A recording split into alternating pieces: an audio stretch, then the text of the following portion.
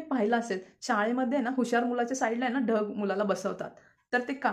तर त्या हुशार मुलाची व्हायब्रेशन आहे ना त्या ढ मुलाला मिळतात आणि तो देखील अभ्यास करू लागतो, तो देखील पास होतो. तर हेच आपल्या लाईफमध्ये आहे.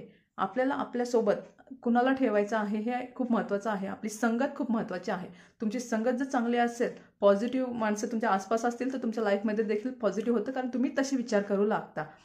जर तुम्ही पाहिलं असेल, तुमचे मित्र वगैरे म्हणत असतील की हे नको करूस रे, हे तुझ्या बसची बात नाहीये, कशाला करायचंय, खूप आटापिटा ह्या कामामध्ये, तर तुम्ही देखील तसाच विचार करू लागता की हां, हे नाही होणार माझ्याकडून, हे खूप टेन्शनची गोष्ट आहे आणि खूप मेहनत आहे, हे मी नाही करू शकत.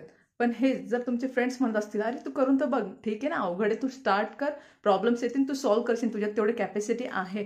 तर तुम्ही पाहता की तुम्ही स्टार्ट करता, प्रॉब्लेम्स येतात, तुम्ही सॉल्व्ह करत जाता आणि सर्व तुमच्या इच्छा पूर्ण होतात. तर तुमच्या लाईफमध्ये पॉझिटिव्ह लोक असणं खूप महत्त्वाचे आहेत आणि त्यांना तुम्ही सोबत ठेवा. तुम्ही पहा, लाईफ खूप सुंदर आणि खूप सोपी होऊन जाते.